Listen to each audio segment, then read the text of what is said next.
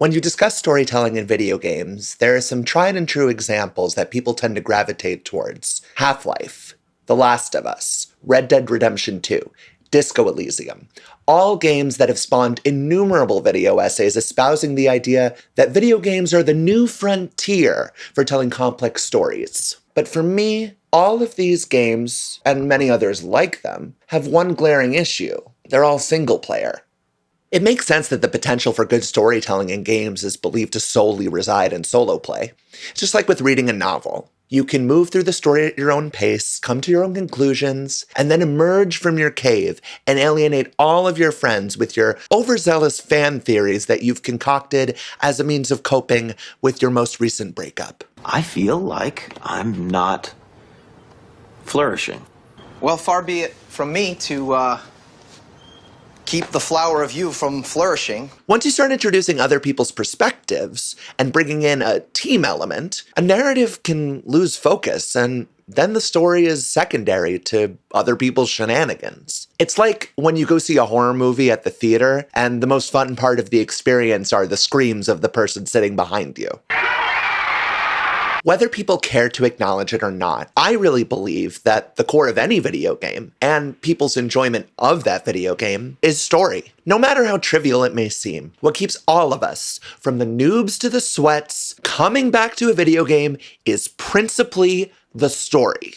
If you don't enjoy the world you're inhabiting and the story it's telling, you'll move on to some other slop. It's not like we're wanting for choice. And with competitive multiplayer games being as popular and profitable as they are, I think it's high time that we be a little more critical about how multiplayer games can tell good stories. You know, the world could always use more heroes. And, for better or worse, my brain is rarely capable of sitting still long enough to settle into a single-player game. But fortunately for me, and others like me, it seems we finally have a game that will act as a standard bearer for the level of quality that hero shooters, multiplayer games, player versus player games in general can aspire to. So strap in, folks. This is a video essay about Deadlock.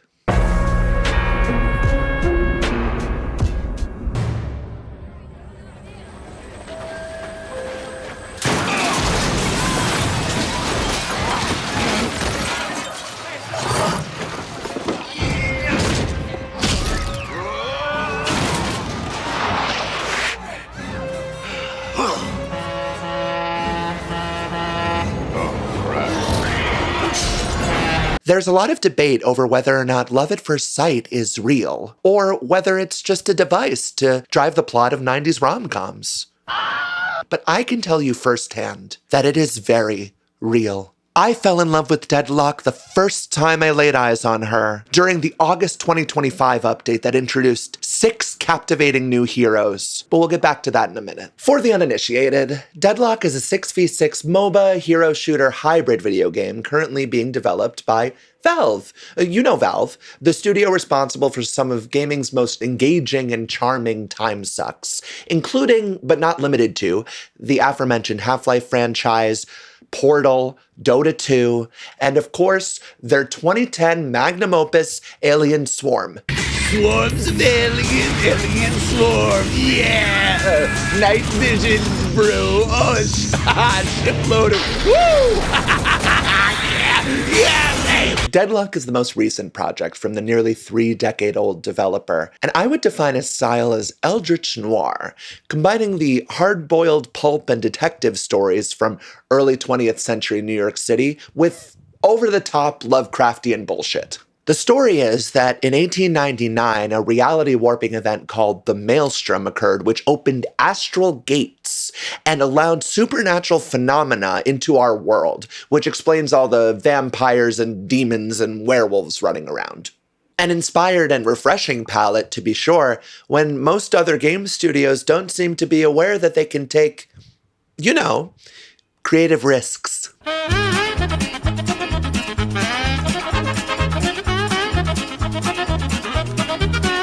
The game itself takes place in this Eldritch Noir reimagining of New York City, but they refer to it as the Cursed Apple, with the actual matches taking place during the second Maelstrom. Remember that Maelstrom I mentioned earlier? Well, in the world of Deadlock, Maelstroms are expected to occur roughly every 50 years, and that places us pretty firmly in 1949, where the Occult Security and Investigation Commission, also known as OSIC, has just issued an order for all citizens of the Cursed Apple to remain indoors for the duration of the event. Most of them listen. As I said previously, the first Maelstrom connected the magical and normal dimensions together. All Maelstroms after this, in our case the second, served to strengthen that bridge for a fleeting moment, giving the denizens of the Cursed Apple the ability to interact with this magical dimension in a way that isn't possible otherwise. In comes the patrons, known simply as the Archmother and the Hidden King. These patrons are basically gods, who are able to be summoned only when that bridge between realms is strong enough. This is the ritual taking place during a match of Deadlock. A ragtag bunch of heroes get together with the explicit purpose of summoning an agreed-upon patron. If they succeed, the patron will grant them a wish that can make virtually anything these characters desire become reality. And what the characters do with that wish is up to them and them alone. While I would argue that at its core, Deadlock is more a MOBA than a hero shooter in terms of its actual gameplay, Deadlock is very much a hero shooter in that it gives you a bunch of heroes who shoot. But more importantly, they talk.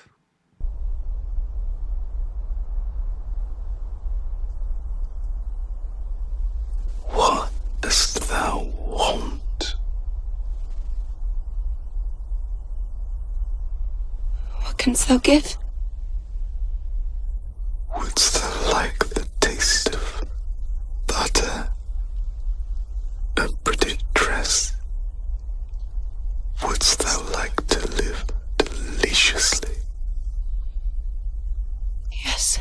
I started thinking more deeply about how Deadlock accomplishes its storytelling when I decided I wanted to learn one of those new 6 heroes that came out in the August 2025 update that I mentioned earlier. Enter Billy, a crass, leather jacket-clad, Doc Martens wearing, baseball bat touting, petulant sourpuss with a goat head, who's constantly bellowing out shallow, sophomoric rants about capitalism and punk ethics that sound like something that a guy in your freshman college intro to philosophy class would be scrawling in his notebook while he's abusing Adderall. If you think the OSIC are the good guys, bro, you gotta wake up and take a look around.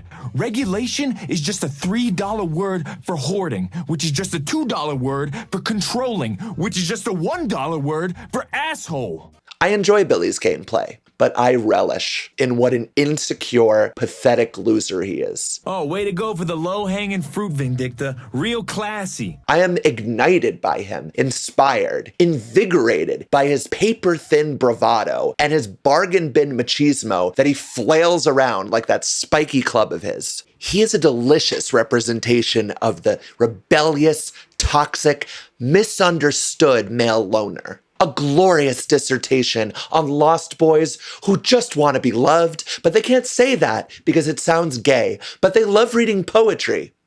If you can call what Charles Bukowski wrote poetry. I bet you secretly have the heart of a poet and are just waiting for the world to be a little kinder. I hate people. So you think you do, but that's just masking some void in your life. I hate you.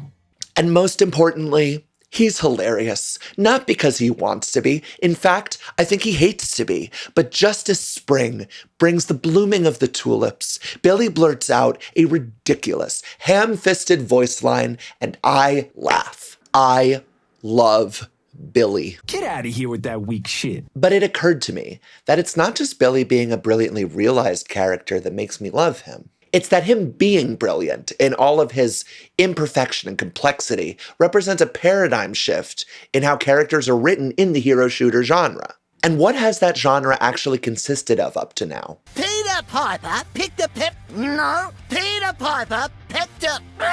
While there have been many games that have tried to break through, I think most of us would agree that the 3 main pillars of the hero shooter genre are Team Fortress 2, Overwatch, and Marvel Rivals. I will also mention Apex Legends just for posterity's sake, because I know that some dude is gonna actually me in the comments. And the thing is, I've never played that game, and ultimately, I don't care. There's your bone, boy. Now go lap your filthy water out of the metal dish in the corner like I taught you. So now, let us briefly go over those 3 pillars of the hero shooter genre. Team Fortress 2, like Deadlock, was developed by Valve. And while I guess you could argue that it's not the first hero shooter, I think many of us would agree that it's what made the genre what it is today. It has 9 exquisitely trope-heavy characters, all dripping with panache, that fight identical versions of themselves over nothing in particular, while shouting pithy, character-defining witticisms at one another. You had characters like the Heavy, the Scout, the Medic, all laying the groundwork for future games to iterate upon and dilute the shit out of. Speaking of diluting the shit out of hero shooters, Overwatch. The world could always use more heroes. This one was developed by Blizzard, who you may know from some of their historic, beloved games, such as World of Warcraft, Diablo, and abusing female employees. And listen, I know I may sound like I hate Overwatch, but when that game came out in 2016, it was like the closest I'd ever come to being religious. I played the hell out of that game. Team Fortress 2 may be the Moses of hero shooters, but Overwatch is the Jesus. Except instead of wearing a crown of thorns, it wears Pixar aesthetics. And you know what? It worked. Don't worry, loves. Cavalry's here. Finally, Marvel Rivals, the most recent addition to the hero shooter genre, which was developed by NetEase, a Chinese developer mostly known for mobile gacha games and some questionable censorship decisions. The conceit is sort of a no-brainer. A bunch of revenue-obsessed Disney stoots thought to themselves, what if superhero shooter? It only took us 20 years to connect those dots. Good job, humanity. I'm sure wind farms and space travel are right around the corner. Rivals takes all the lessons of its hero shooter predecessors and applies them to a multi-billion-dollar IP. Genius, billionaire, playboy, philanthropist. And just in case that wasn't enough to secure the bag, they make all of their characters so obnoxiously sexualized that I'm surprised that every copy of the game doesn't just come with a box of plain Kellogg's cornflakes to assure that its players don't descend into a life of sin and depravity. Yeah, so if you didn't get that joke, John Kellogg made this cereal so dudes would stop jorking it crazy style all the time, so that's why I said that. All of these games are hero shooters to their core, as evidenced, again, by the fact that they have heroes who shoot and punch and kick and throw up on each other. Okay, look, they have different heroes with relatively distinct identities who fight each other. But they also solidified the idea that hero shooters are games where the different characters have relationships and histories. But I would argue that the 3 titles I just mentioned didn't always do a very effective job of showcasing them. I guess that's not really fair to put on Team Fortress 2. That was just like a fun, silly game being fun and silly. But it did establish a world, and it had cinematics that delved into wants and motivations, and it's like a heist thing, and it's great. Overwatch and Rivals are where I really take issue because their idea of good character-driven storytelling is just by having 2 diametrically opposed, black and white, good and evil, dualistic operatives bellowing about how good or evil they are at each other. But then they're still on the same team for some reason, and then they still have to go beat up their doppelgangers like we're actually playing a video game adaptation of Jordan Peele's Us. Please, no. And then there's Deadlock.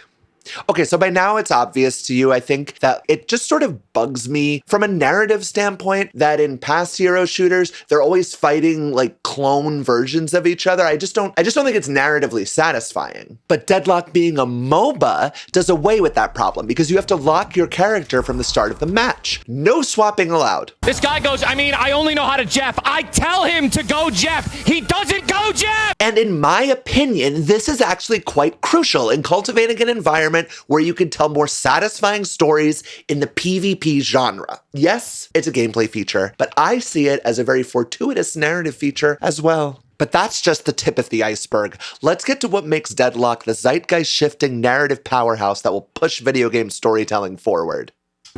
How old are you? 18? Me too. How old are we really? 17. Me too. Actually, I'm 16. Me too. Isn't it funny? The truth just sounds different. I'm 15. Hero shooters are an exercise in allowing people to express their personalities through an avatar, like children playing with dolls or action figures. Rats!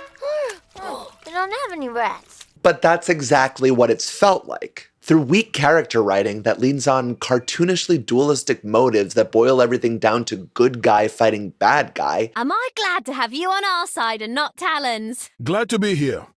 Still not used to such good company. You're left feeling like a child playing with toys, not like an adult wielding narrative to broaden your scope of the world. And let's be honest, at this point, video games are as much for children as ketamine is for horses. The medium has matured, so why hasn't the storytelling? Competitive multiplayer games are enjoyed by many. They're one of the main engines powering the video game industry. And I believe that good storytelling has the capacity for change, so I don't only care about this from the point of view of aesthetics. Hero shooters have come under fire in the past because they're too woke or too DEI, because they force you to play as gay people or trans people or, God forbid, gay trans people! Sorry, I didn't have a specific example of a gay trans character because at time of recording, I'm still not a playable character in anything.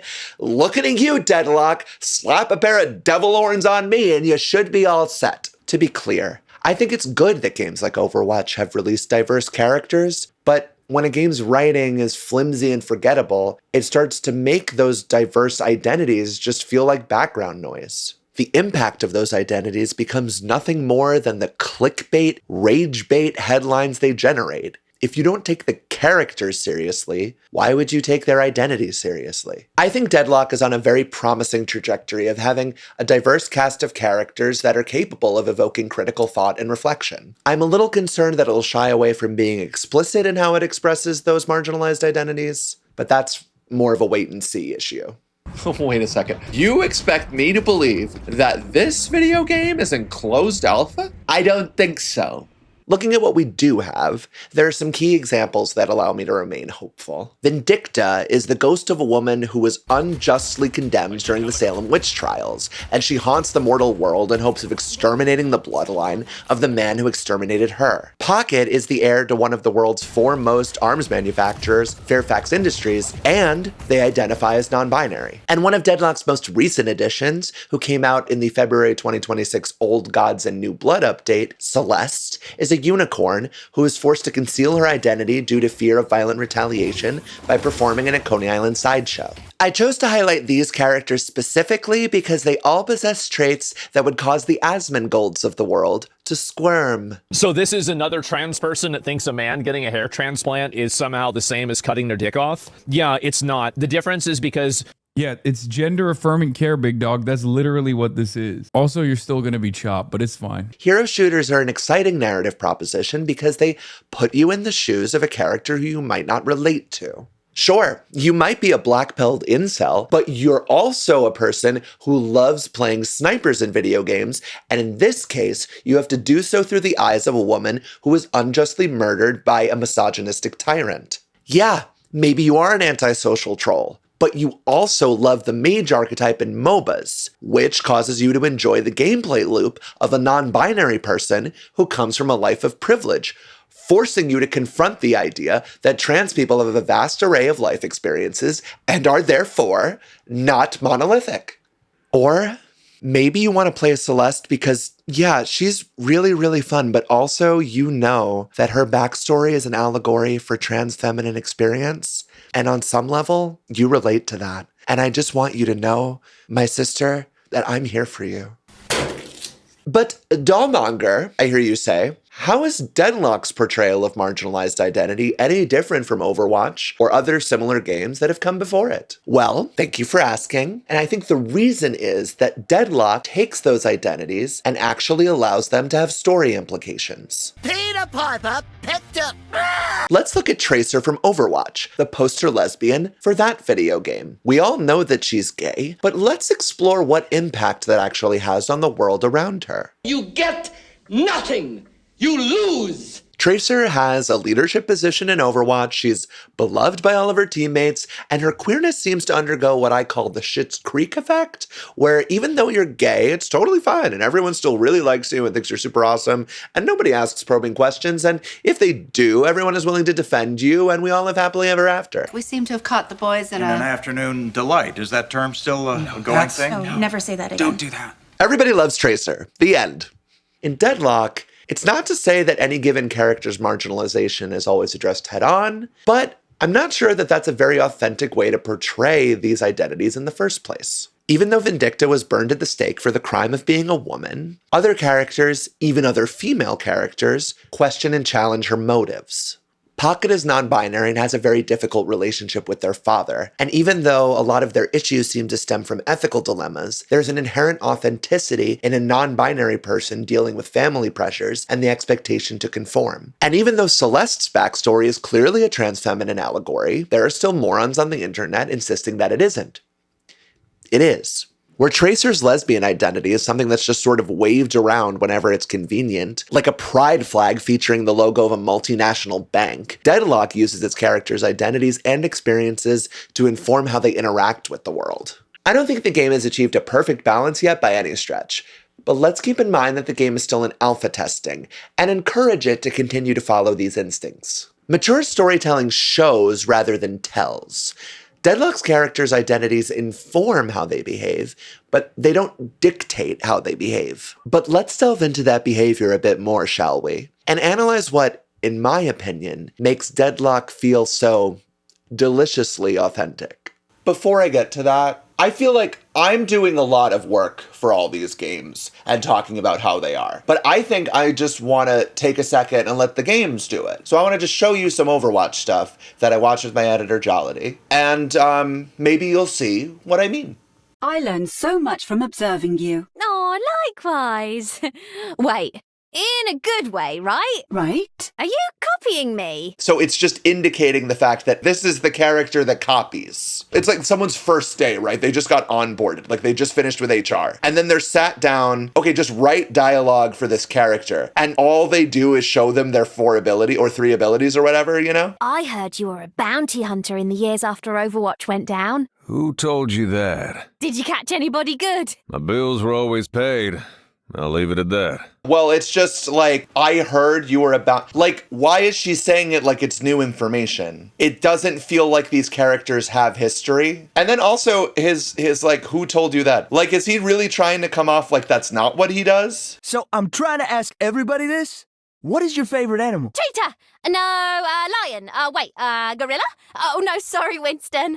I think it's a falcon. It's got to be. Yeah, I can see it. A lot to unpack there. I don't want to say too much about it. Already her starting with cheetah, it's like, okay, her thing is being fast. But then she says lion, which I don't know what that has to do with anything. And then it's like, I don't think that is her favorite animal. And then the question is, but it's like, Winston knows that he's a gorilla. It's not like that would be news to him. Think about how she's behaving in just like the 3 interactions we've watched so far. And we're supposed to believe that everyone thinks she's awesome. You know, we're supposed to be like, yeah, everybody loves talking to her, you know, she's acting like JoJo Siwa. Let's move on.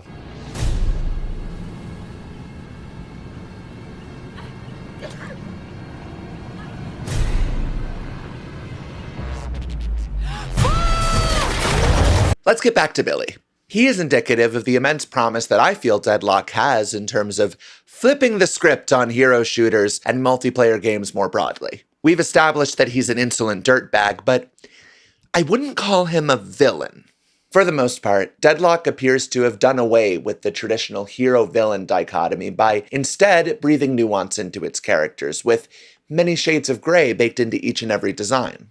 Billy's backstory states that he wants to take part in the ritual so that he can change the world, due to his feeling that it's corrupt and beyond saving. Oh look, if it isn't Carlos Arroyo's talking billboard for his mayoral campaign. I believe in Carlos. Yeah, we all know the stupid story. Lady, he used you to increase the property value of Spanish Harlem, and he's using you to sit in the mayor's mansion. That's not true. Whatever you say, stooge. On its face, that sounds quite noble. That's what Billy wants to use his once every 50-year reality warping wish to do. But on the other hand, his head was transformed into that of a goat because he was dabbling in black magic. Definitely sounds less noble, but ultimately, he has a vision for a better world and he's willing to try and achieve it through less than benevolent means. You can't scare me, Seven. You think you're special because you got Eldritch power? Newsflash, buddy. Where do you think the goat head came from? Enter Paige, an affable bookworm who was released in the same patch as Billy and actually acts as a great foil to him. She is much more reminiscent of the doe-eyed, Disney-eyes type of hero shooter character who seems endlessly positive, possessing team spirit and a can-do attitude, sort of like Tracer, actually. The world could always use more heroes. She always makes sure to tell her teammates they did a good job and loves to exclaim the virtues of friendship. This is pretty much the best day ever. She also has one of the only quasi-positive interactions with Billy, where she encourages him to read Shakespeare, specifically A Midsummer Night's Dream, because characters in that story would likely venerate him as a god, since his goat head gives him the appearance of a satyr. That seems to excite him, even make him happy. You know there's a Shakespeare festival next weekend. You think I give a shit about some snob that wrote in Middle English? Well, he didn't write in Middle English, but that's a whole nother thing. Point is, everyone loves Midsummer Night's Dream, and you would basically be their king. Maybe I'll check him out. When I first heard this piece of dialogue, I didn't think too much of it. I liked it, of course, and it was very refreshing to hear one of the hero shooters I play referencing Shakespeare, specifically Midsummer, which has always been one of my favorites. But I thought of this initially as a cursory gesture towards a play that famously features satyrs. Sure, that makes sense. It's once I started reflecting on why Billy was acting as this lightning rod of inspiration for me in terms of exploring Deadlock's writing that I realized that this exchange exemplifies Deadlock's narrative potential. Billy is a fool.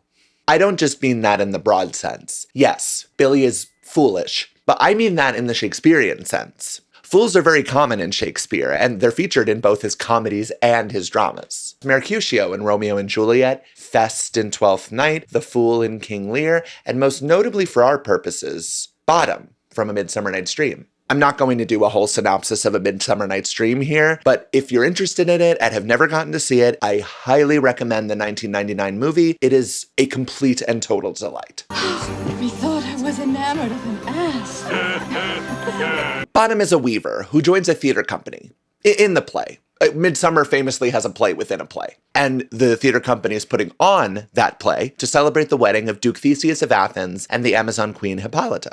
Bottom is arguably the play's most iconic character. He's one of the only characters that intersects with all three of the main plots. And he's also depicted as an inexplicably confident, egotistical nincompoop who has his head turned into that of a donkey by a pixie named Puck. Ah, very good, Dollmonger, I hear you say. Both of these human characters had their human heads transformed into that of animal heads. What a cunning observation. Well, okay, but there is more to it than that. I learned in drama school that tragedy can be broadly defined as a character starting with everything and ending with nothing. Then you will take me by my hand, bring me to our bed, and I will fall asleep in your arms. And comedy Peter Piper picked up is the inverse, where a character starts with nothing and ends with everything. Throughout A Midsummer Night's Dream, despite him being a complete oaf, Bottom is constantly stumbling into greatness. It is he who is cast in the lead role of the infamous Play Within a Play, which is entitled Ahem.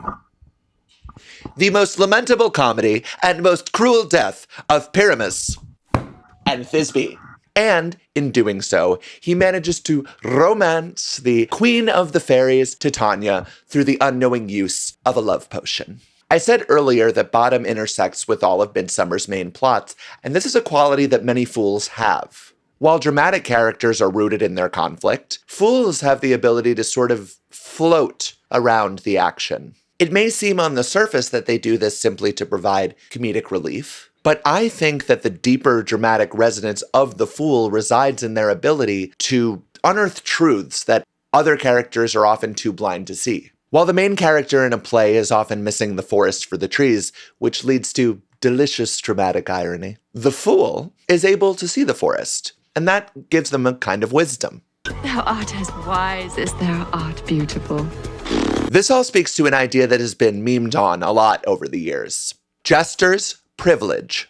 Shakespeare's fools are largely derived from the traditions of court jesters, who were employed by royalty to offer entertainment, but they were also put in a unique position where they could speak truth to power, often without the fear of consequences. By couching criticism in comedy, truth becomes digestible, and therefore, the fool is able to wield truth more deftly than others. The fool is also able to find comedy in places where it may not feel possible, which is a real breath of fresh air in games like these. Overwatch has certainly tried to find comedy with a character like Junkrat, or Marvel Rivals with Squirrel Girl, I guess.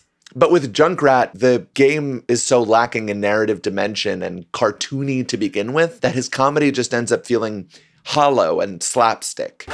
And with Squirrel Girl, I think her genius just ends up feeling dulled in a huge ensemble cast like this because in her comics, she's actually able to be a great form of satire around how comics deal with these big villainous threats like Galactus and Thanos. She kills them with kindness, not exploding acorns.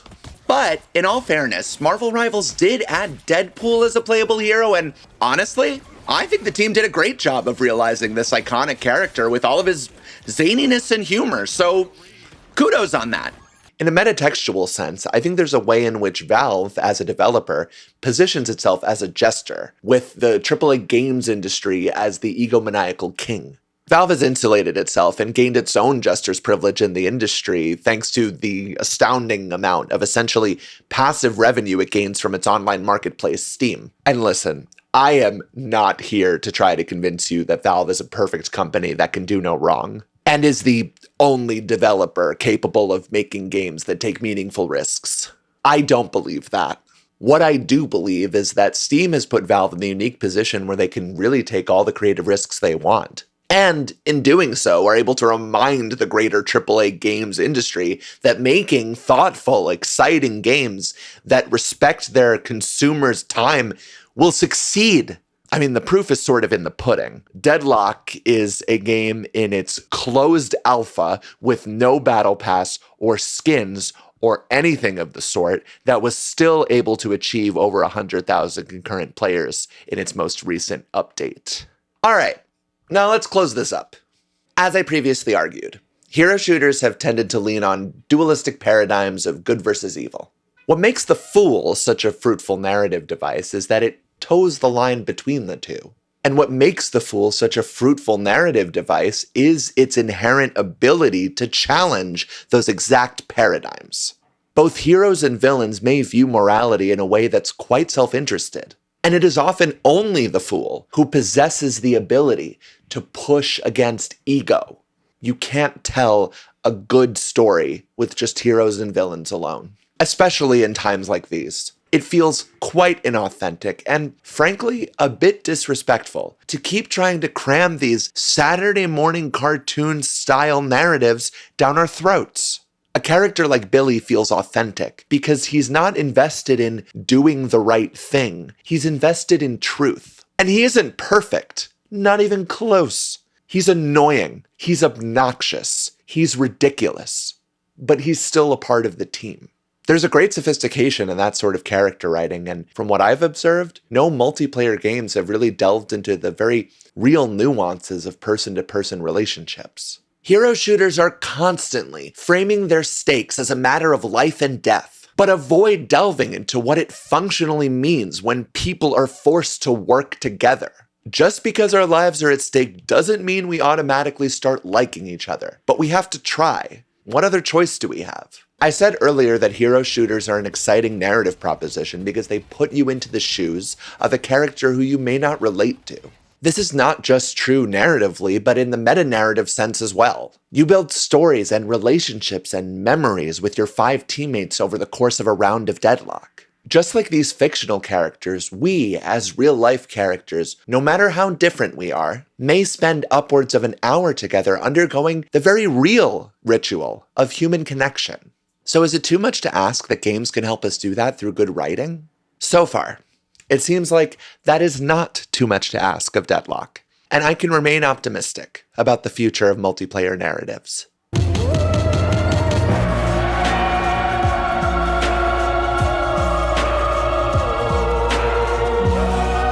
Hi, I'm Dollmonger, and I just want to thank you so much for watching this video. I'm a new creator. This is my first long-form video, and I'm really excited about it. And I'm actually really excited to make more videos like this. So if you liked this video, like it. If you have something to say about it, comment on it. And I intended to have a whole section in this video on Deadlock's use of visual storytelling, but I couldn't fit it in the script. So if that video sounds interesting to you, subscribe, because then you'll know when that video comes out.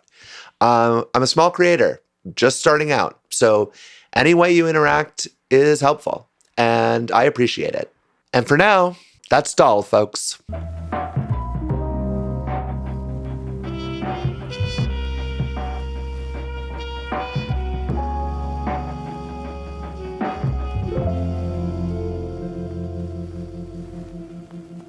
What's with the planes? Wait, what is this, Plane Town? What is going Where am I? In the sky? Why are Is this? it 30,000 feet? Oh, sorry. I forgot the Tonka Expo. The Tonka Expo!